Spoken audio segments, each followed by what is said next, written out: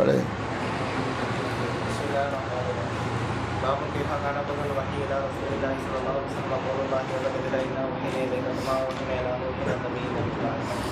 قال حدثنا عبيد قال حدثنا سفيان قال حدثنا يحيى بن سعيد الانصاري قال اخبرني محمد بن ابراهيم التيمي وانه سمع علقمة بن وقاص الليثي يقول سمعت عمر بن الخطاب رضي الله عنه يقول سمعت رسول الله صلى الله عليه وسلم يقول انما الاعمال بالنيات وانما لامرئ ما نوى فمن كان هجرته الى دنيا يصيبها او امرأة ينكحها فهجرته الى ما هاجر اليه.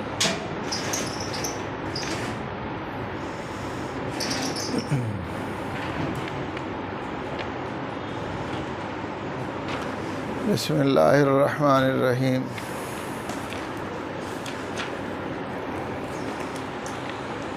کل تفصیلات میں بات یہاں تک پہنچی ہے کہ اس میں کوئی شبہ نہیں کہ انسان ایسی مخلوق ہے جسے خالق نے کئی قسمیں اٹھا کر ساری مخلوقات سے اعلیٰ اور بہتر بھی قرار دیا ہے، مگر اس میں بھی کوئی شک نہیں کہ یہ ساری مخلوقات میں سے اعلیٰ ہونے کے باوجود یہ مخلوق ہی ہے، اور خالق اور مخلوق دونوں برابر نہیں ہوتے۔ افمن یخلق کمن لا یخلق افلا تذکرون، کیا بھلا جو خالق ہو اور جو خالق نہ ہو یہ دونوں برابر ہو سکتے ہیں؟ تو یہ بھی برابر نہیں۔ ایک خالق ہے اور ایک مخلوق ہے، ایک پوری کائنات کا ایک ذرے سے لے کر ہر چھوٹی بڑی شے کا خالق ہے، اور ایک اپنے وجود کا بھی خالق نہیں۔ ایک پوری کائنات کا مالک ہے اور ایک اپنے وجود کا بھی مالک نہیں، یہ دونوں برابر نہیں ہو سکتے۔ اس لیے بتایا تھا انسان کو اللہ تعالیٰ نے جن کمالات کی بنیاد پر، جن اوصاف کی وجہ سے، جن امتیازی صفات کی بنیاد پر سب سے اعلیٰ قرار دیا ہے، واقعتاً اس کے اندر بہت سی امتیازی صورتیں ہیں، لیکن ان کی وجہ سے انسان اگرچہ اپنے آپ کو خود بھی بڑا باکمال تصور کرتا ہے، لیکن انسان کو جتنے ملنے والی جتنی بھی صلاحیتیں ہیں ان سے اگر علمی فائدہ حاصل ہو سکتا ہے تو اس کے لیے بھی بیرونی سہارے کی ضرورت ہے۔ فی ذات ہی ان صفات سے انسان کوئی فائدہ نہیں حاصل کر سکتا۔ تو مخلوق کے لیے مخلوق ہونا بھی ایک کمزوری ہے، خالق کے مقابلے میں مخلوق ہونا بھی ایک کمزوری ہے۔ پھر مخلوق میں صفات اور خوبیاں ہیں جن کی بنیاد پر اس کو باکمال کہا جا سکتا ہے، لیکن ان صفات کے اندر محدود کیفیات جو ہیں وہ انسان کی کمزوری اور بے بسی پر دلالت کرتی ہیں۔ اب ہم نے جو بنیادی صلاحیت ہے جس کی بنیاد پر انسان کو امتیاز بخشا گیا ہے اس کا ذکر کیا، لیکن آپ دیکھیں جتنے بھی ذرائع حصول علم کے انسان کے بدن میں اللہ تعالیٰ نے رکھے ہیں وہ سب محدود ہیں۔ انسان کی قوتوں کی تفصیلات بیان ہوئی تھی، لیکن کل یہ پہلو بیان ہوا تھا کہ انہیں دوسرے بیرونی سہاروں کی ضرورت ہے۔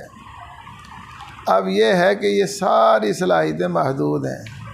مثلا اگر انسان کو آنکھوں سے دیکھنے کے لیے ہم نے کہا بیرونی روشنی کی ضرورت ہے، تو اس روشنی کی موجودگی میں بھی یہ ہر شے نہیں دیکھ سکتا، اپنی آنکھوں سے ہر چیز کو نہیں دیکھ سکتا، بلکہ جس چیز کو دیکھ رہا ہو اس کا بھی پورا ادراک نہیں کر سکتا۔ کیا خیال ہے؟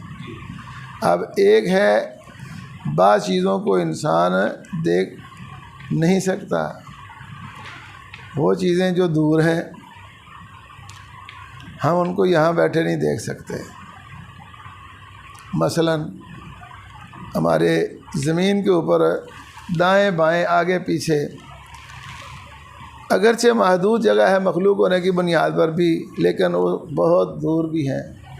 مثلا ضلع وزیر آباد ہے، گجرات ہے، وہاں کی باتیں، یا بلکہ ہمارا یہ شہر ہے، شہر سے باہر ہماری نظر کے ادراک سے باہر جتنی بھی چیزیں ہیں ہم ان کو اپنی آنکھوں سے نہیں دیکھ سکتے، چاہے آنکھیں بالکل ٹھیک بھی ہوں اور بیرونی روشنی بھی موجود ہے، ٹھیک ہے۔ اور پھر میں نے کہا جن چیزوں کو ہم دیکھ رہے ہوتے ہیں ان کا پورا ادراک نہیں کر سکتے۔ ادراک کسی چیز کو من کل الجوانب پانے، دیکھنے اور سمجھنے کی بات ہے۔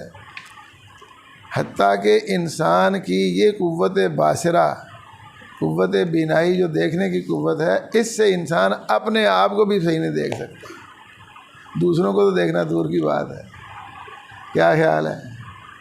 اپنے بدن کے بعض حصے وہ ہیں جن کو انسان نہیں دیکھ سکتا، تو اپنا ادراک نہیں کر سکتا، دوسری چیزوں کا ادراک کیسے کر سکے گا؟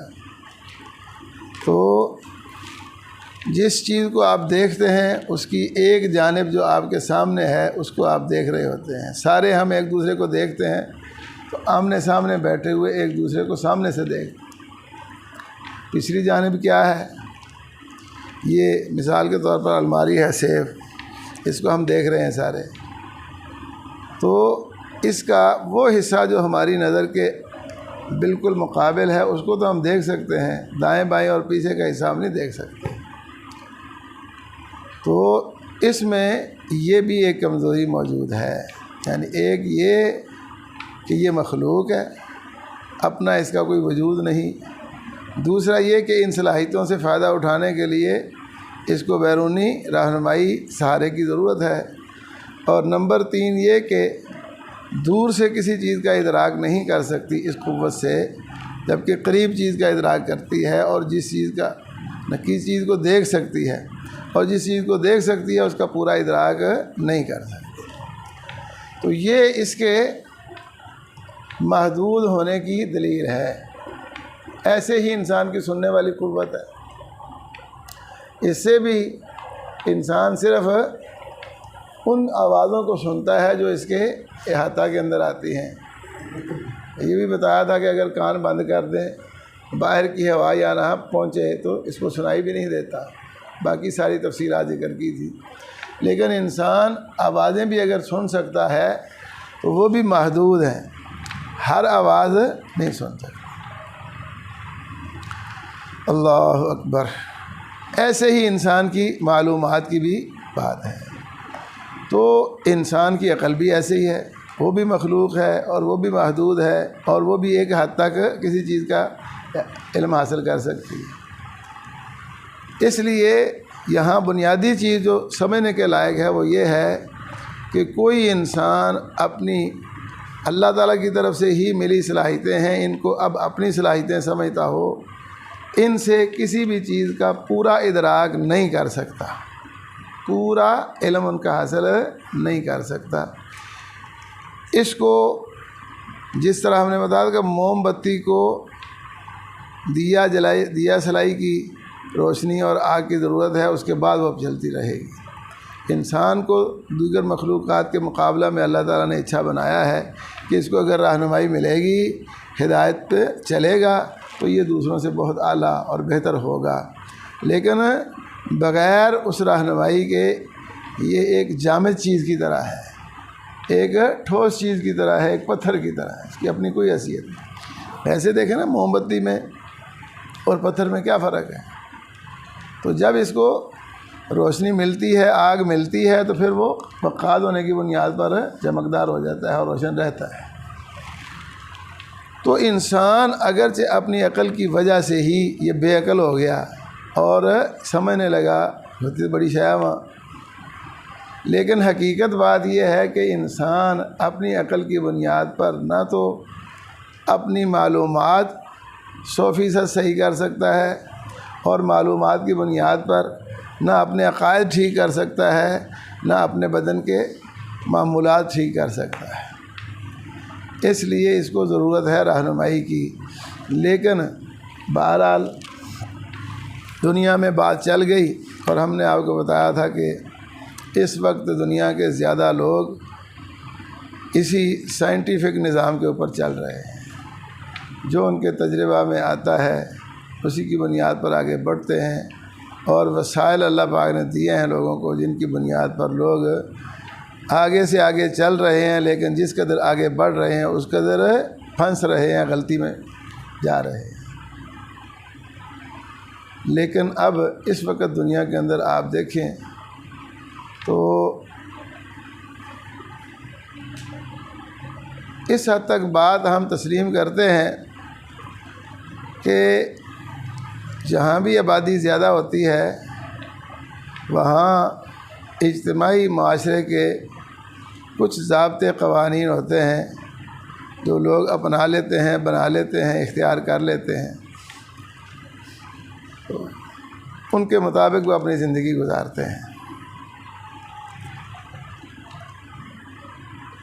مذاہب تو ہم نے بتایا تھا بے شمار ہیں، لیکن اسلام کا جو ایک امتیازی کمال ہے اور وہ یہ ہے کہ اسلام نے انسان کی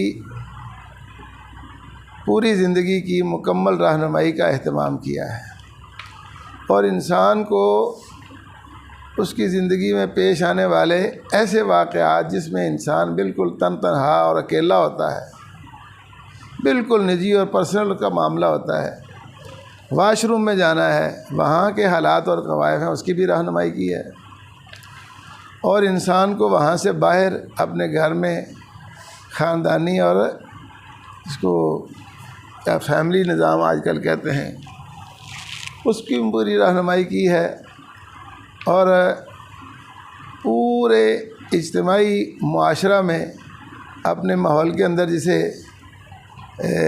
مدنی سیاست کہا جا سکتا ہے اس کی بھی رہنمائی کی ہے۔ اور پھر اگر مذاہب کے اختلاف کی بنیاد پر دنیا کے اندر مختلف ممالک یا مذاہب ہوں تو ان کے ساتھ بھی معاملات درست کرنے کی رہنمائی کی ہے۔ یعنی اسلام ایک وہ نظام ہے جس میں کسی بھی انسان کی پوری رہنمائی موجود ہے، جبکہ دوسرے مذاہب میں یہ کمال نہیں ہے۔ لیکن عقل کی بنیاد پر ہم نے عقل کو تھا دو قسمیں بن گئیں۔ عقل کی بنیاد پر سوچنے میں انسان کی غلطی کا اندازہ کریں کہ اس بات کو نبی اکرم صلی اللہ علیہ وسلم کے ارشادات سے بھی سمجھا جا سکتا ہے، اور ویسے بھی حقیقت ہے، جو ادھر سے بات آتی ہے وہ حقیقت ہی ہوتی ہے۔ نبی اکرم صلی اللہ علیہ وسلم نے یہ بتایا ہے کہ اگر آپ اس نقطہ پر غور کرنا شروع کر دیں کہ اس چیز کو کس نے پیدا کیا ہے، اس کو کس نے پیدا کیا ہے، اس کو کس نے پیدا کیا ہے، تو آپ ابتدائی طور پر یہ کہیں گے من خلق کذا اللہ، اللہ نے پیدا کیا ہے، اللہ نے پیدا کیا ہے، اللہ نے پیدا کیا ہے۔ تو ایک وقت آئے گا اس انداز پر سوچنے کی بنیاد پر انسان یہ بھی سوال کرے گا کہ اللہ کو کس نے پیدا کیا، کیا خیال ہے؟ اب اللہ کے متعلق بھی انسان کا تصور وہی ہوگا جو عام مخلوق کے متعلق ہوتا ہے، جبکہ اللہ تعالیٰ خالق ہے، وہ مخلوق نہیں ہے۔ تو چونکہ انسان اپنی محض عقل کی بنیاد پر کسی بھی چیز کے سارے حقائق سے واقف نہیں ہو سکتا، اس لیے جب انسان عقل کی بنیاد پر سوچے گا تو یہ ضرور گر جائے گا، غلطی کرے گا۔ لیکن پھر بھی بات یہ ہے کہ یہ انسان میں ایک کمال ہے جس کی وجہ سے وہ سمجھتا ہے جی ہم بے مثال ہیں۔ اس لیے اب دنیا میں ایسے لوگ بھی موجود ہیں جو اللہ تعالیٰ کی ذات کے ہی منکر ہیں۔ کیا خیال ہے؟ وہ اللہ تعالیٰ کو مانتے ہی نہیں ہیں اپنی عقل کی بنیاد پر، حالانکہ عقل سے ہی انسان اگر غور کرے تو اس کو ہر بات وہ جو کہی گئی ہے، اس کی رہنمائی کے لیے پیش کی گئی ہے، وہ آسانی سے سمجھ آ سکتی ہے۔ اور بعض لوگ جو ہیں وہ ایسی جرات تو نہیں کرتے اور اپنے آپ کو اللہ تعالیٰ کی ذات کا اس کے کمالات اور اوصاف کے ساتھ اعتراف کرنے کے باوجود اور یہ ماننے کے باوجود کہ ہم اس کی رہنمائی کے بغیر، اس کی طرف سے ملنے والی ہدایات کے بغیر نامکمل ہیں، ناقص ہیں، لیکن ان میں بھی یہ کمزوری پائی جاتی ہے کہ وہ سمجھتے ہیں کہ یہ جو اللہ کی رہنمائی ہے یہ انسان کی انفرادی زندگی کی حد تک محدود ہے، ٹھیک ہے، اور اس حد تک مذہب کو سارے لوگ اب جو دنیا میں موجود ہیں نا وہ مانتے ہیں۔ عیسائیوں کو دیکھیں، یہودیوں کو دیکھیں، اور مذہب تو اتنے معروف نہیں رہے اب، پہلے ہوتے تھے، لیکن بہرحال کئی مذاہب موجود ہیں، تو وہ یہ سمجھتے ہیں کہ یہ مذہب کا معاملہ انسان کا پرسنل زندگی کا معاملہ ہے، گھریلو زندگی کا معاملہ ہے، اس کا معاشرتی زندگی کے ساتھ کوئی تعلق نہیں۔ اس لیے معاشرتی زندگی میں ہمیں خود سوچ و بچار کر کے، غور و فکر کر کے اس کے لیے اصول ضابطے بنانے پڑیں گے اور اس کے مطابق آگے بڑھنا ہوگا۔ اس لیے دنیا میں پائے جانے والے اکثر ممالک میں یہ اپنا معاشرتی اور اجتماعی ملکی نظام چلانے کے لیے جو اصول اور ضابطے رکھے گئے ہیں نا، وہ کسی مذہب کے اوپر ان کی بنیاد نہیں ہے، ٹھیک ہے۔ یہی وجہ ہے کہ یہودی ہوں، عیسائی ہوں، ہندو ہوں، بدھ مت ہوں، ان کا انتظامی جو ہے نا جی ڈھانچہ اور انتظامی اصول ضابطے وہ سب ملتے جلتے ہیں، تھوڑا سا فرق ہو سکتا ہے، لیکن باقی جو ہے نا ان کے اپنے بنائے ہوئے اصول اور ضابطے ہیں، اور وہ مذہب کے اختلاف کے باوجود لوگ اس کو اختیار کیے ہوئے ہیں، اور اس کی بنیاد وہی اپنی عقل کے اوپر اعتماد کی ایک سوچ ہے۔ اب امریکہ کو دیکھ لیں، اس کا نظام کیسا ہے جی، کسی ملک میں صدارتی نظام ہے، کسی ملک میں جمہوری نظام ہے، لیکن آج آ کے بات ایک ہی ہوتی ہے، صدر کا انتخاب کرنا ہے تو اس کا بھی طریقہ کار ہے، اور وزیر اعظم کا انتخاب کرنا ہے تو وہ بھی اس سے ملتا جلتا ہے، اور پھر دونوں صورتوں میں ایک قانون ساز ادارہ بنایا جاتا ہے لوگوں کے تعاون سے یا لوگوں کے ذریعہ، وہ جو قانون بنائے اس کو قانون کہا جاتا ہے، اس کے مطابق زندگی گزاریں گے، اس کے خلاف چلنے والے لوگ جو ہے نا وہ گناہ گار ہوں گے، مجرم ہوں گے، ان کو سزائیں ملیں گی، اور جو اس قانون کے مطابق ہوں گے وہ ٹھیک ہے، وہ جو جیسے مرضی ہو جائے، ٹھیک ہے۔ تو ایسے لوگ اگرچہ میں نے کہا مذہب کے اعتبار سے بھی مختلف ہیں، جغرافیائی اعتبار سے بھی مختلف ہیں، اور یہ اختلاف اتنا زیادہ ہے کہ اس کی بنیاد پر ہم نے اپنے اپنے بادشاہ بھی بنا لیے اور اپنی اپنی فوج بھی بنا لی، اسلحہ بھی بنا لیا، لڑائیاں بھی کر لیں، لیکن آج آ کے رہتے وہیں نظام وہی ہے۔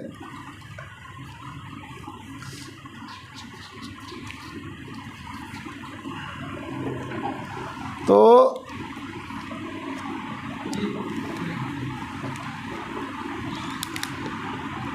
ہمارے یہاں یہ دیکھیں کہ ہمارے ملک کا نام اسلامی جمہوریہ پاکستان ہے، اسلامی جمہوریہ پاکستان، لیکن یہاں اسلامی اقدار، اسلامی تعلیمات، اسلامی احکام، اسلامی قوانین نہ تو ان کو سمجھنے سمجھانے کا پورا اہتمام ہے اور نہ ان پر عمل کرنے کا پورا اہتمام ہے۔ ہم یہاں اسے ہی آزادی تصور کرتے ہیں کہ کسی کے لیے نماز پڑھنے پر پابندی کوئی نہیں، کیا خیال ہے، روزہ رکھنے پر پابندی کوئی نہیں، زکوٰۃ دینے پر پابندی کوئی نہیں ہے، لیکن دیکھنا یہ ہے کہ اسلام کے قانون کیا ہیں اور اس کے تقاضے کیا ہیں، ہم نے اس کے مطابق زندگی کیسے گزارنی ہے۔ نبی اکرم صلی اللہ علیہ وسلم نے خود بھی ایسے ہی کیا ہے اور دوسروں کے لیے بھی یہی فرمایا ہے کہ جس نے پیدا کیا ہے اس کو سب سے زیادہ پتہ ہے اس کا، ٹھیک ہے، جسے اس نے بنایا ہے، اس لیے اس کے حکم کے مطابق اس کو چلانا ہے۔ لیکن ہمارے ملک کی بات، میں اپنے ملک کی بات کر رہا تھا، ہمارے یہاں بھی ظاہر سارے مسلمان ہیں، جج بھی مسلمان ہوتے ہیں، وکیل بھی مسلمان ہوتے ہیں، مدعی بھی مسلمان ہوتے ہیں، مدعا علیہ بھی مسلمان ہوتے ہیں، اور نظام جو ہے نا وہ اسلامی نہیں ہے،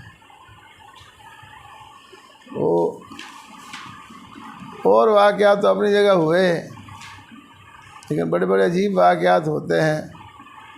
ہم نے انتظامیہ کے لوگوں کے سامنے بھی یہ باتیں کی ہیں کئی دفعہ، کیونکہ وہ ہمیں بلاتے ہیں اور ممبر پر جلوہ افروز ہونے کی بنیاد پر علماء کرام سے یہ وہ مطالبہ کرتے ہیں کہ آپ کے پاس سارے لوگ آتے جاتے ہیں اور خوش دلی سے آتے ہیں اور آپ کا احترام کرتے ہیں، اس لیے آپ معاشرے کو کنٹرول کرنے کے لیے اپنا کردار ادا کریں۔ تو ہم نے کئی دفعہ ان کو کہا ہے کہ معاشرے کی بہتری کے لیے صرف بیانات کافی نہیں ہوتے۔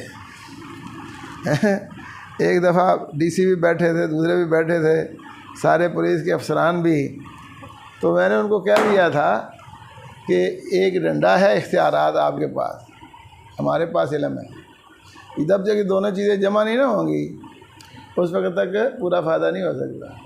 چاہے آپ علم حاصل کر لیں ہمارے والا، چاہے ڈنڈا ہمیں دے دیں، پھر دیکھنا معاشرہ ٹھیک ہوتا ہے کہ نہیں ہوتا۔ اختیار سارا توڑے کو، اور ہم کیسے لوگوں کو بیان تو ہم کرتے ہی ہیں، جو ہمارا فریضہ ہے وہ تو ہم بیان کرتے ہیں، لیکن انتظامی طور پر بات ایسے نہیں ہے کہ دیکھو ایک چیز بالکل واضح ہے، ایک چھوٹی سی بچی ہے وہ قصور کی،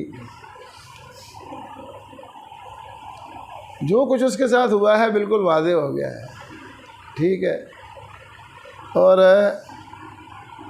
ہر قسم کی رپورٹ جو ہے نا جی وہ بھی واضح ہو گئی، پتہ چل گیا یہ مجرم ہے، اس نے گناہ کیا ہے، اس نے قتل بھی کیا ہے اور اس سے بدکاری بھی کیا ہے بچی کے ساتھ۔ اتفاق سے اس بچی کے والد کا نام محمد امین تھا۔ تو جس وقت فیصلہ ہونے لگا تو انہوں نے پوچھا جی سنائیں کیا چاہتے ہیں؟ انہوں نے کہا جی میں یہ چاہتا ہوں کہ اس کو سر عام جو ہے نا سزا دی جائے، جو بھی سزا دینی ہے۔ سر عام سزا کا حکم اللہ پاک کا ہے، خصوصاً ایسے لوگوں کے لیے، وَلْيَشْهَدْ عَذَابَهُمَا طَائِفَةٌ مِّنَ الْمُؤْمِنِينَ۔ تو سپریم کورٹ کے چیف جسٹس نے یہ بات کہی کہ چاہتا تو میں بھی یہی ہوں، چاہتا تو میں بھی یہی ہوں، لیکن ایسا ہمارے لیے ممکن نہیں ہے۔ کیا خیال ہے؟ اب چیف جسٹس ہو کے وزیر اعظم کو معزول کر سکتا ہے، کیا خیال ہے؟ اس کو نااہل قرار دے سکتا ہے، لیکن اللہ کے حکم پر عمل نہیں کر سکتا۔ اور میرے اپنے ساتھ یہ واقعہ پیش آیا کہ ہمارے پاس لوگ فتویٰ کے لیے آتے ہیں، ایک آدمی وزیر آباد کا تھا، اس نے اپنی جائیداد کے متعلق فتویٰ لیا، بڑے لمبے کیس تھے ان کے، تو وہ مجھے کہنے لگا جی ہم نے عدالت میں یہ لکھ کر دیا تھا کہ ہم شریعت کے مطابق فیصلہ لینا چاہتے ہیں، تو آپ کا فتویٰ پیش کیا تو جج صاحب نے کہا کہ آپ مفتی صاحب کو کہیں ہمارے پاس تشریف لائیں تاکہ ہم ان سے خود رہنمائی حاصل کریں، اور یہ نہ ہو کہ آپ نے کوئی اپنے پاس ہی کارروائی کر لی ہو، ان سے خود رہنمائی لے کر نہ پھر بات کریں گے۔ اس وقت چھٹی جمعہ کے دن ہوتی تھی، تو مجھے اصرار کر کے کہنے لگا جی میرے ساتھ جانا ہے، میں نے اس کو ٹائم دے دیا، تو چھٹی کر کے گئے۔ جمعہ کے دن تو چھٹی ہوتی تھی، ہماری بھی چھٹی ان کی بھی، تو ہماری بھی پڑھائی ہے، لیکن چھٹی کر کے گئے، تو جو ٹائم دیا اس کے مطابق ہم وہاں پہنچ گئے۔ تو اتفاق یہ ہوا کہ جج صاحب جو ہے نا جی 1 گھنٹہ لیٹ آئے، ٹائم انہوں نے دیا ہے، 1 گھنٹہ لیٹ آئے۔ 1 گھنٹہ لیٹ آنے کے بعد وہ جج صاحب کا تبادلہ ہو چکا تھا، ان کی جگہ پر نئے جج آ گئے، تو نئے جج صاحب نے ان کے کاغذات دے کر فوراً کہا کہ انہوں نے کہا جی مفتی صاحب ہمارے پاس تشریف لائے ہیں ہمارے ساتھ، اب ان کی بات سن لیں۔ آپ کو کس نے کہا مفتی صاحب کو بلائیں؟ جائی صاحب نے کہا تھا، ان کا تبادلہ ہو گیا، اس نے کہا کہ مفتی صاحب کو بلائیں، ہم ان سے رہنمائی لینا چاہتے ہیں۔ ارے ایسے ہم نہیں کوئی رہنمائی لے سکتے، ہم تو اپنے ملک کے قانون کے پابند ہیں، جو وہاں سے ہمیں ملے گا ہم نے اس کے مطابق فیصلہ کرنا ہے، ہم کوئی شریعت کے اوپر فیصلہ نہیں کر سکتے۔ کیا خیال ہے؟ تو یہ وہ ملک جس میں نام کے اندر اسلامی جمہوریہ جی بطور خاص داخل کیے گئے ہیں، وہاں کا یہ حال ہے، تو باقیوں کا کیا حال ہوگا؟ اس لیے دنیا کے اندر یہ ملکی یعنی جغرافیائی اختلاف، اس کے ساتھ کیا یہ اختلاف ہے، لڑائیاں جھگڑے، فوج بھی بنا لی الگ الگ، لیکن ایک بات کے اوپر سب متفق اور اس کی بنیاد یہی ہے کہ اپنی عقل سے فیصلے کرنا ہے۔ اللہ اکبر۔ جب کہ انسان اپنی عقل سے، میں نے کیا عرض کیا، کوئی فیصلہ بھی، چلو کچھ فیصلے تو کر سکتا ہے، لیکن بنیادی طور پر جو عقائد ہیں ان میں بھی غلطی کر سکتا ہے، اور اعمال کے اندر بھی غلطی ہو سکتی ہے۔ تو اس میں عقل کی بنیاد پر جو لوگ بہت آگے جا چکے ہیں وہ تو دہریہ کہلاتے ہیں، وہ اللہ تعالیٰ کی ذات کا بھی انکار کر دیتے ہیں۔ وہ کہتے ہیں جی اللہ کون ہے؟ حالانکہ انسان کو اللہ تعالیٰ نے بنایا ہی اس طرح کا ہے کہ اس کے اندر اپنے خالق کی کچھ نہ کچھ معرفت اور اس کے اثرات، ان کو پہچاننے کے لیے کچھ نہ کچھ دروازے موجود ہیں، لیکن یہ جب انسان اپنی عقل میں ڈوب جاتا ہے اور پھر کسی رہنمائی سے غافل ہو جاتا ہے تو پھر اس کا یہ انداز یہ بنتا ہے۔ ورنہ دنیا میں ہر مذہب کے لوگ ہی کچھ نہ کچھ اللہ تعالیٰ کی ذات کو پہچانتے جانتے، البتہ اس کی صفات اور اس حقوق کے متعلق سستی کرنے والے ہیں۔ تو اپنی عقل کی بنیاد پر جب انسان آگے بڑھتا ہے، سوچتا ہے، تو پھر اللہ تعالیٰ کی ذات کا انکار کر دیتا ہے۔ حالانکہ دنیا میں انسان کے سامنے کوئی چیز ایسی نہیں ہے جو از خود تیار ہو جائے یا بن جائے، بنانے والے کے بنانے سے بنتی ہے، چھوٹی ہو یا بڑی۔ تو پوری کائنات، اس کے اندر سورج، چاند، آسمان، زمین، دن رات اور باقی سارا نظام، دیکھا ہوا تھوڑی سی آ جائے انسان اس ویلے لمحہ پہ آ جاتا ہے۔ کیا خیال ہے؟ اچانک ہوا آ جاتی ہے انسان۔ اب وہ بہت بڑی بات یہ بھی کرتے ہیں کہ اللہ تو اگر ہو تو دکھائی تو دے، نظر تو آئے، جس حضرت موسیٰ علیہ السلام سے ان کی قوم نے مطالبہ کیا تھا کہ لن نؤمن لک حتی نری اللہ جہرا، بخا اللہ دیکھے ہوئے مان لیں گے۔ حالانکہ انسان میں اللہ تعالیٰ کو دیکھنے کی ابھی صلاحیت ہی نہیں ہے۔ ٹھیک ہے، یہ نہیں ہے کہ ہر چیز نظر آئے۔ اللہ تعالیٰ اگرچہ ہمیں نظر نہیں آتے اور نہ ہم اپنی قوت سے فی الوقت اللہ تعالیٰ کو دیکھنے کی طاقت رکھتے ہیں، لیکن یہ نہیں ہے کہ اللہ ہے ہی کوئی نہیں، شاہ ہی کوئی نہیں۔ کیا خیال ہے؟ اس لیے کہ وہ نظر نہیں آتا۔ اللہ تعالیٰ نظر نہ آنے کے باوجود نظر آنے والی چیزوں سے بھی زیادہ واضح اور ظاہر ہے۔ ٹھیک ہے، انشاءاللہ اس کے متعلق بیانات بزرگوں کے آپ کو سنائیں گے، لیکن دیکھیں یہ کہ بہت سی چیزوں کو ہم بغیر دیکھنے کے مانتے ہیں۔ مثلاً ہوا کا میں نے ابھی ذکر کیا ہے، ہوا کو ہم مانتے ہیں بغیر دیکھنے کے، نظر نہیں آتی، اس کے اثرات ہوتے ہیں۔ یعنی بھی کسی بھی چیز کے اثرات سے ہم اس چیز کا وجود بھی مانتے ہیں اور اس کے اثرات بھی محسوس کرتے ہیں، اس کے اثرات کو تسلیم بھی کرتے ہیں۔ ہوا کی باقاعدہ ہمیں اس کی موجودگی بھی معلوم ہوتی ہے اور اس کی کیفیت بھی معلوم ہوتی ہے۔ ہوا ٹھنڈی ہے، گرم ہے، نہیں ہونی چاہیے یا ہونی چاہیے، اور تیز کتنی ہے، کیا خیال ہے؟ پھر یہ کہ باقاعدہ ہوا کا وجود آپ کے سامنے، آپ کے کنٹرول میں بھی آ سکتا ہے یہ غباروں کے اندر ہوا بھرتے ہیں، اب پھونک بھرتے ہیں، ہوا ہی ہوتی ہے نا، یہ بھی ہوا ہے، یہ بھی ہوا ہے لیکن نظر نہیں آتی۔ اس کو آپ کنٹرول کر لیتے ہیں باقاعدہ کسی چیز کے اندر، ٹھیک ہے، کر لیتے ہیں نا، اس وقت اس کو دبائیں تو بھی محسوس ہوتی ہے، پکڑیں تو وہ پکڑی بھی جاتی ہے، لیکن ویسے وہ پکڑی نہیں جاتی اور نہ دکھائی دیتی ہے، لیکن وجود اس کا ہے، اس کا اثر ہوتا ہے۔ اسی طرح گرمی ہے، سردی ہے، ہم ان کو بھی جانتے ہیں، مانتے ہیں، لیکن نظر نہیں آتی، نہ سردی نظر آتی ہے نہ گرمی نظر آتی ہے۔ کیا خیال ہے، کیا آتی ہے؟ وہ اپنا کام دکھاتی ہے، آئے آئے بڑی سردی لگن رہی ہے، آئے بڑی گرمی لگن رہی ہے، کپڑے لا دو، پنکھے چلا رہے ہو، اے سی چلا دو، یہ جی گرمی سردی لگ رہی ہے، ہیٹر لاؤ، سویٹر پاؤ، یہ کرو وہ کرو۔ اس کی وجہ سے ہم بھاگتے ہیں، بازار جاتے ہیں، پیسے خرچ کر کے سامان لاتے ہیں اس سے بچنے کے لیے، اور نظر نہیں آتی۔ اس لیے کسی چیز کے موجود ہونے کے لیے اس کا نظر آنا ضروری نہیں ہے، یہ بھی عقلی فیصلہ ہے انسان کا۔ اللہ اکبر۔ دوسرا یہ کہ اللہ ہے تو وہ واجب الوجود ہے، وہ مخلوق نہیں۔ کئی لوگ جو ہے نا وہ ان باتوں کو تو سمجھ لیتے ہیں، لیکن جب لاجواب ہوتے ہیں تو پھر بڑے بڑے عجیب قسم کے سوالات کرتے ہیں۔ ایک سوال یہ بھی لوگ کرتے ہیں، دیکھو جی بتاؤ اللہ تعالیٰ اتنا بڑا پہاڑ بنانے پر قادر ہے کہ جس کو وہ اٹھا نہ سکے ہیں؟ تو یہ سوال ہمارے سامنے کئی مسلمان بھی کر دیتے ہیں، تو ہم ان سے پوچھتے ہیں پہلے آپ یہ بتائیں کہ آپ کون ہیں، مسلمان ہیں یا غیر مسلم ہیں، کیا خیال ہے؟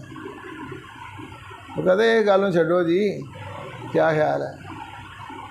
یہ بات ہم اس بات کو کیوں چھوڑیں؟ کیوں یہ سوال کیوں کیا آپ نے؟ اس لیے کہ مسلمان کے لیے اس کا جواب اور ہے اور کافر کے لیے اس کا جواب اور ہے۔ مسلمان کو اور کس طرح کے جواب دیتے ہیں اور کافر کو اور طرح سے جواب دیتے ہیں۔ وہ کیسے؟ چلو جی ہم مسلمان ہیں، مسلمان ہیں تو آپ اللہ کو کیا مانتے ہیں؟ کمزور مانتے ہیں یا غالب مانتے ہیں؟ کیا کہہ رہا ہے؟ ما کان اللہ لیعجزہ من شیء فی الارض، یہ بات ہے مسلمان کے لیے کہ اللہ تعالیٰ کو کوئی چیز بے بس نہیں کرتی، عاجز نہیں کر سکتی، اللہ ہر شے پر قادر ہے۔ کیا خیال ہے؟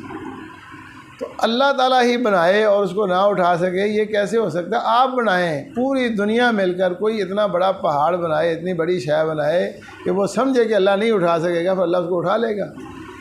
کیا خیال ہے؟ اللہ کو کوئی چیز ہے عاجز نہیں کرتی۔ جب اللہ تعالیٰ کو آپ مانتے ہیں تو صرف اس کی ذات کو نہیں مانتے، اس کے اوصاف کو بھی مانتے ہیں، اس کی صفات کو بھی مانتے ہیں، اور اس کی صفات میں سے قادر ہونا، غیر عاجز ہونا، یہ اس کی صفات میں سے ایک صفت ہے۔ اللہ تعالیٰ تو بے بس ہے ہی نہیں، وہ عاجز نہیں ہے، اس کو کوئی چیز عاجز نہیں کر سکتی، تو پھر یہ کیسے ممکن ہے کہ وہ بنائے پہاڑ اور اٹھا نہ سکے؟ کیا خیال ہے؟ اللہ تعالیٰ ہر شے پہ جیسے چاہے قادر ہے، اور اگر وہ غیر مسلم ہے تو پہلے اللہ تعالیٰ کی ذات کا وجود اس کو منوائیں گے، اس کے بعد پھر یہ بات بتائیں گے۔ کیا خیال ہے؟ جب وہ اللہ تعالیٰ کی ذات کا ہی منکر ہے تو پھر یہ سوال کیسا؟ تو ایسا پہاڑ بنا سکتا ہے جس کو اٹھا نہ سکے؟ پہلے اللہ تعالیٰ کی ذات کے متعلق بات ہوگی، اور اللہ تعالیٰ کی ذات کے متعلق بات جو ہے نا وہ اللہ اکبر، انسان اپنی عقل سے بھی تھوڑا سا فائدہ اٹھائے تو اس کو آسانی سے سمجھ آ جاتی ہے۔ اللہ تعالیٰ نے فرمایا نشانیاں تو ہر جگہ پر ہیں، لیکن وفی انفسکم، تمہاری اپنی ذات میں بھی اس کی معرفت کی نشانیاں موجود ہیں۔ ہماری ذات میں کیسی کیسی نشانیاں موجود ہیں، ان کی مختلف صورتیں آپ کے سامنے میں رکھتا ہوں۔ سب سے پہلی وفی انفسکم افلا تبصرون کی جو تفسیر امام بخاری رحمہ اللہ نے نقل فرمائی ہے، کمال تفسیر ہے امام بخاری رحمہ اللہ کی۔ وفی انفسکم افلا تبصرون، قرآن مجید کی آیت ہے نا سورہ ذاریات کی، کہ تمہاری اپنی ذاتوں میں بھی اس کے لیے اللہ تعالیٰ کی ذات کو پہچاننے، جاننے، ماننے اور اس کی صفات کو سمجھنے کی نشانیاں موجود ہیں کہ وہی ہمارا خالق ہے، وہی ہمارا رازق ہے، وہی ہمارا مالک ہے، اسی کا ہی اختیار ہے زندگی اور موت کا۔ انہوں نے جو مثال دی ہے وہ بہت بڑی بات تو نہیں ہے، سادی سی بات ہے، اور آپ شاید سمجھے کہ ایک ہی گل کی تھی انہوں نے۔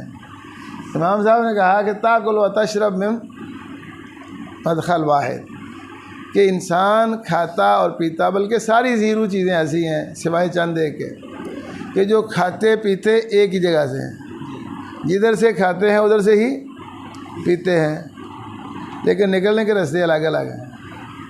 کیا خیال ہے؟ اندر جا کے جمع ہو جانا ہے، ہر شے نے مل جانا ہے، اور جو چیز بظاہر مشروب کی صورت میں ہوتی ہے، یہاں آپ یہ بھی دیکھیں، اس کے اندر بھی کچھ اجزاء ایسے ہوتے ہیں جو طعام کی کیفیت رکھتے ہیں، یعنی ٹھوس ہوتے ہیں، اور جو چیز بظاہر ٹھوس نظر آتی ہے اس کے اندر بھی کچھ اجزاء ایسے ہوتے ہیں جو مائع ہوتے ہیں۔ ٹھوس مائع گیس سمجھتے ہیں کہ نہیں؟ تو ایک جگہ پر جا کے مکس کر کے ایسے انداز میں اس کو پکا کے پورے بدن کے اندر انسان کے لیے توانائی اور طاقت پہنچانے کے بعد جب فضلہ خارج ہوتا ہے تو وہ جو ہے نا پانی کسی اور جگہ سے نکلتا ہے، اس کو رکھتے ہیں پیشاب، اس کو چھوٹا پیشاب لوگوں نے بنا دیا، پیشاب اس کو کیا کہتے ہیں؟ پیشاب، اور دوسرا پخانہ اس کو کہہ دیا۔ کیا خیال ہے؟ دونوں کے لیے، یعنی پہلے یہ ہے کہ دونوں کے اندر اجزاء دونوں قسم کے موجود ہیں۔ آپ کہیں گے یہ کیسے ہے؟ صاحب بہت سی چیزوں میں تو بالکل واضح ہے۔ آپ دیکھیں جتنے بھی پھل ہیں ان کا جوس نکلتا ہے، مالٹا ہے، سنترا ہے، یا گاجر ہے، تربوز ہے، خربوزہ ہے، ان کا جوس اس کے اندر ہوتا ہے، پانی ہوتا ہے، سمجھیں گے، اور کچھ حصے اس کے جامد ہوتے ہیں، ٹھوس ہوتے ہیں۔ اسی طرح دودھ ہے، جو بچے صرف دودھ پیتے ہیں ان کو دیکھا ہے کہ صرف وہ پیشاب نہیں کرتے، یہ نہیں کہ صرف پیشاب ہی کرتے ہوں، یہ خیال ہے صاحب؟ جو بچے صرف دودھ پیتے ہیں وہ بھی پخانہ کرتے ہیں۔ اس کا مطلب کیا ہے کہ دودھ کے اندر ایسے اجزاء ہیں، اگر دودھ کو خشک کریں گے تو وہ اجزاء سامنے آ جائیں گے، اندر جا کے وہ انسان کے بدن کی قوت ضرورت پوری کرنے کے بعد اس کے اندر جو فضلے ہیں وہ دونوں طرف سے خارج ہوتے ہیں۔ یہ ہے فی انفسکم افلا تبصرون۔ کیا خیال ہے؟ لیکن اس کے ساتھ ساتھ تھوڑی سی بات اور ملا لیں، اور وہ یہ کہ عام طور پر یہی دیکھا ہے، کوئی چیز اوپر سے گرائے نا تو وہ نیچے کی طرف آتی ہے، اوپر سے گرانے سے چیز، اور پانی کو بھی اوپر سے بہائیں تو نیچے جاتا ہے، ٹھیک ہے۔ لیکن انسانی بدن کو اللہ تعالیٰ نے ایسے انداز میں مرتب کیا ہے، اور اس کو جو میدا لگایا ہے نا، منہ میں ڈالی جانے والی ہر چیز میدے میں جائے گی۔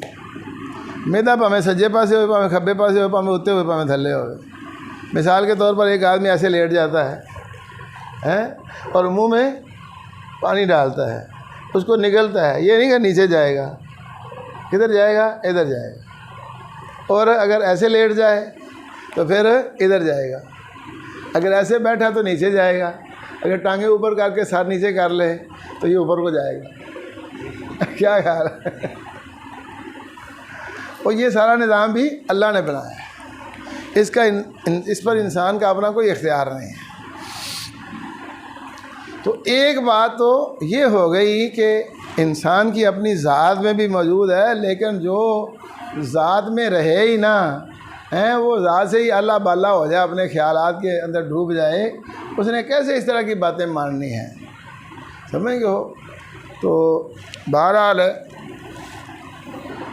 اللہ اکبر، اللہ اکبر۔ بعض لوگ اس کے دلائل دیتے ہیں، یہی میں نے آپ کو کہا تھا، بڑا رتب و یابس ہے اس میں، یہ فخر الدین رازی صاحب کی کتاب تفسیر کبیر میں، اس میں آپ دیکھیں گے تو اس میں بھی مل جائے گا کہ اللہ تعالیٰ کے وجود، اللہ تعالیٰ کی ذات اور اللہ تعالیٰ کے کمالات اور اس کی صفات پر جانا جی دلائل جو عقلی طور پر دیے جاتے ہیں، ان میں کچھ مثالیں دی ہیں انہوں نے۔ حضرت امام جعفر صادق کا ایک واقعہ بیان کیا ہے، حضرت امام شافعی کا واقعہ بیان کیا ہے، ہاں جی، اس طرح دیگر ائمہ اور محدثین کے واقعات بیان کیے گئے ہیں۔ تو وہ کہتے ہیں کہ کچھ افراد ان کو امام جعفر صادق کو قتل کرنے کے ارادے سے، اسی طرح امام شافعی کو مارنے کے ارادے سے مسلح ہو کر ان پر حملہ آور ہوئے تھے، انہوں نے ان سے کہا کہ ہم آپ سے تھوڑا سا وقت مانگتے ہیں اور ہماری بات سن لیں، اس کے بعد تسی اتنے سارے بندے ہو، اسلحہ تواڈے کول تلواراں پھڑیاں تسی مار چھڑیا جو دل کرتے ہیں۔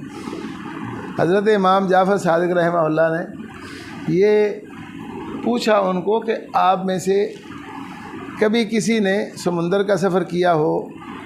تو ایک شخص نے آگے بڑھ کر کہا جی ہاں میں نے کیا ہے۔ انہوں نے کہا کوئی سمندر کے سفر میں ناقابل فراموش واقعات بھی ہوتے ہیں نا انسان کی زندگی کے، کوئی ناقابل فراموش واقعہ سنائیں۔ ہاں جی صاحب، انہوں نے کہا جی ٹھیک ہے، میں نے ایک واقعہ مجھے یاد آیا۔ کہتا ہے واقعہ مجھے یہ یاد آیا کہ ہم ایک دفعہ کشتی پر یعنی بحری جہاز پر بیٹھے سمندر میں سفر کر رہے تھے، اچانک طوفان آیا اور طوفان جو ہے نا وہ بڑھتا گیا، تیز ہوتا گیا، ہم جدھر جانا چاہتے تھے ادھر کی بجائے پتہ نہیں کدھر لے گیا، اور طوفان کی شدت ایسی زیادہ ہو گئی کہ ہماری کشتی جو ہے نا وہ ٹوٹ گئی۔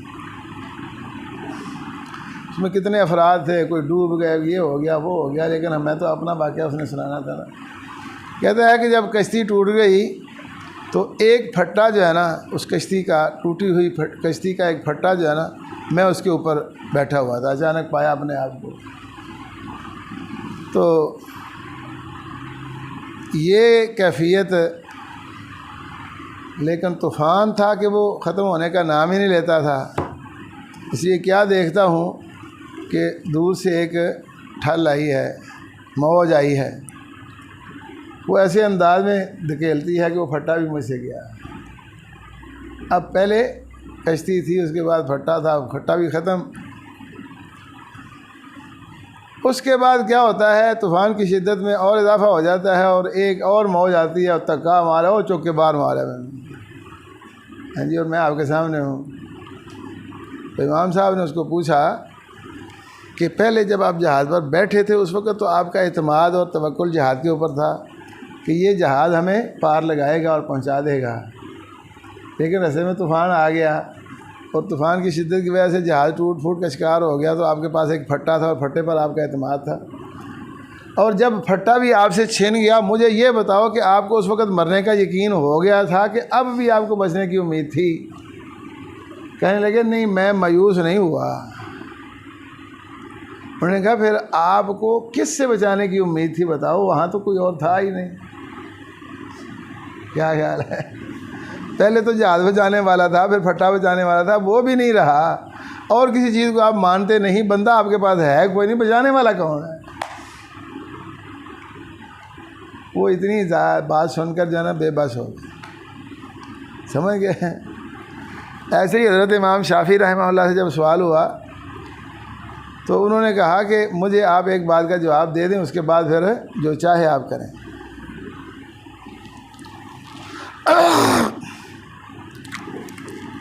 او کیا بات ہے؟ انہوں نے کہا آپ توت کا پتہ جانتے ہیں؟ برکت الفرساد، توت کا پتہ جانتے ہیں؟ کہتا ہاں جانتے ہیں۔ کہتے توت کا پتہ شہد کی مکھی بھی کھاتی ہے، اور توت کا پتہ ریشم کا کیڑا بھی کھاتا ہے، توت کا پتہ ہرن بھی کھاتا ہے، توت کا پتہ بکری بھی کھاتی ہے۔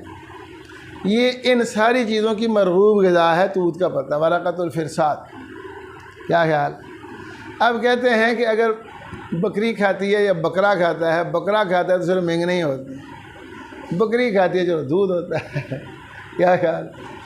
کستوری، ہرن کھاتا ہے تو کستوری پیدا ہوتی ہے، ریشم کا کیڑا کھاتا ہے تو ریشم پیدا ہوتی ہے، اور اگر شہد کی مکھی کھاتی ہے تو شہد پیدا ہوتی ہے۔ یہ ساری چیزیں ایک دوسرے سے مختلف ہیں، بنیاد ان کی ایک ہے۔ من الذی جعل هذه الاشیاء كذلك ما نتبع واحد، ان کی بنیاد تو ایک ہے۔ وہ کون سی ذات ہے جس نے ان ساری چیزوں کو ان مختلف صورتوں کے اندر بدل دیا؟ تو وہ بھی مسلمان ہو گئے، سمجھ گئے؟ حضرت امام مالک رحمہ اللہ سے لوگوں نے سوال کیا تو انہوں نے انڈے کی مثال سامنے رکھ دی. انہوں نے کہا انڈا ایسی چیز ہے جس سے باہر سے بھی کوئی چیز اندر نہیں جا سکتی اور اندر سے بھی کوئی چیز نکل سکتی. اور یہ ایک ایسا محل ہے جس میں کچھ حصہ چاندی کا ہے، کوئی سونے کا ہے، لیکن کچھ بھی نہیں ہوتا. کچھ دنوں کے بعد جناب اندروں سنگا والا پائیا چوں چوں کرتا نکل آتا ہے. کیا خیال ہے؟ تو یہ باتیں تو ایسی ہیں کہ دیہاتی ماحول میں رہنے والے عام قسم کے کمزور عقل والے لوگ بھی ہیں جی اللہ تعالیٰ کی ذات کو پہچان جان سکتے ہیں. اس لیے کسی دیہاتی سے کسی نے سوال کیا تو اس نے کہا تھا تأمل فی نبات الارض وانظر الی آثار ما صنع الملیک عیون من لجین شاخصات وازہار کما الذہب السبیک علی قضب الزبرجد شاہدات بان اللہ لیس لہ شریک. اگر زمین کی انگوریوں پر غور کریں میں آپ کے سامنے آج کل تربوز بڑا ملتا ہے نا، سجے کھبے تمہارے سامنے تربوز پڑے ہوئے ہیں. تربوز کا بیج یہ ایک دانہ چھوٹا تھا. تربوز کے بیج دیکھے ہیں؟ اگر جب ہم چھوٹے ہوتے تھے نا تربوز بڑے بڑے ہوتے تھے اور ڈیڑھے تربوز ہوتے تھے. انہوں نے بھی ایڈے ہوتے تھے. چھیلے کے بچوں گری کٹی تھی تو بڑی مزیدار ہونی. کاٹ کے پہلے تربوز کھانا ہے، پھر گری کاٹ کے جناب رکھ کے رات میں چولاں دے وچ پا کے اتنے دودھ پا کے گھیو پا کے یا گھیو پا کے تے شکر پا کے یا دودھ پا کے شکر پا کے کھانا سواد ہی ہو بنتا ہے. کیا خیال ہے؟ اب یہ چھوٹا سا جو ہے نا بیج ہے اس کا، تربوز کا بیج چھوٹا سا ناخن سے بھی چھوٹا ہوتا ہے. اب تو ہوتے ہی چھوٹے چھوٹے ہیں بالکل. اس کو آپ دیکھیں کہ باہر سے عموماً اس کا ایک رنگ ہوتا ہے، کبھی کالا کبھی اور، لیکن اس کو جب کھولیں تو اندر سے سفید نکلتا ہے مغز. مغز تربوز جو ہے نا سفید نکلتا ہے.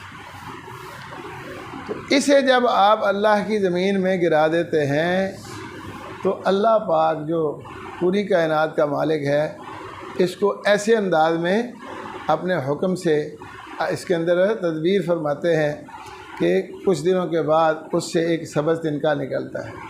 اس کے اوپر دو حصے ہوتے ہیں، نیچے ایک چھوٹا سا کمزور سا تنا ہوتا ہے اور دیکھتے ہی دیکھتے وہ ماشاءاللہ بڑھنے لگتا ہے اور بڑھتے بڑھتے وہ بہت بڑا پودا ہو جاتا ہے اور وہ پھر پھیل جاتا ہے. اس دوران اس کو پھر پھول لگتے ہیں. وہ پھول جو ہے نا پھر بعد میں تربوز بن جاتے ہیں. پہلے چھوٹا سا ہوتا ہے پھر بہت بڑا ہوتا ہے.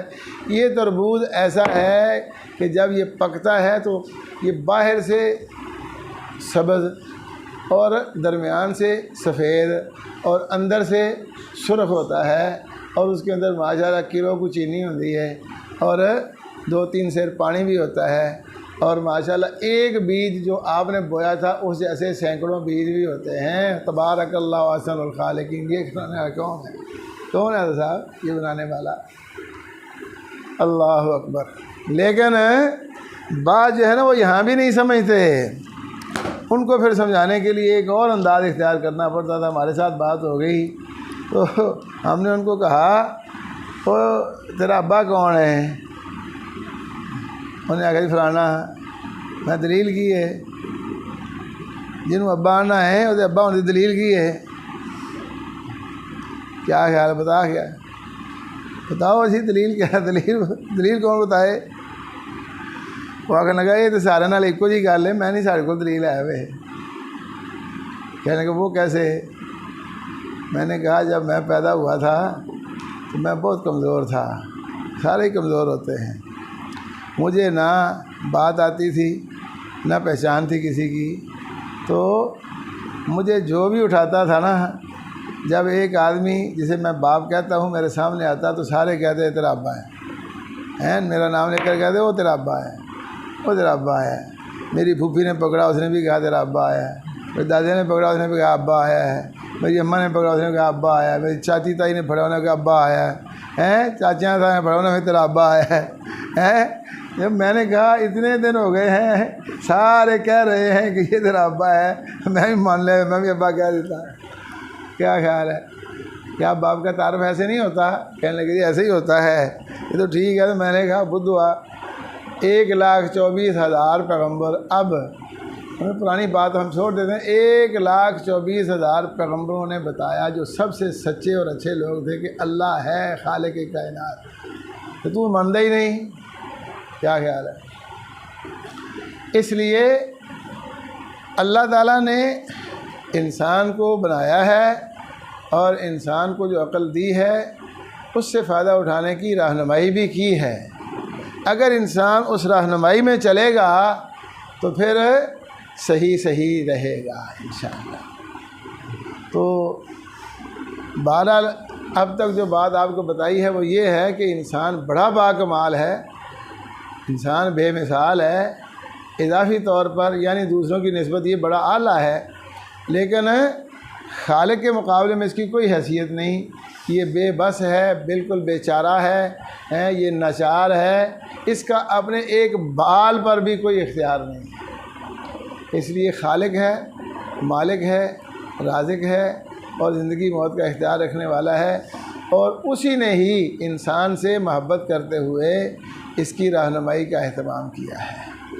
اور کل میں نے آپ کو بتایا تھا نا، بنیادی چیز یہ ہے کہ انسان کے شایان شان جو مقام جنت ہے اس سے یہ نکلا اب دوبارہ کیسے پہنچ سکتا ہے، اس کے لیے انسان اپنی عقل کی بنیاد پر نہیں پہنچ سکتا، اس کے لیے اس کی ہدایت بنانے والے کے فارمولے نہ، بنانے والے کی رہنمائی اور اس کا جو کارڈ ہے نا اس کے مطابق چلنا ضروری ہے۔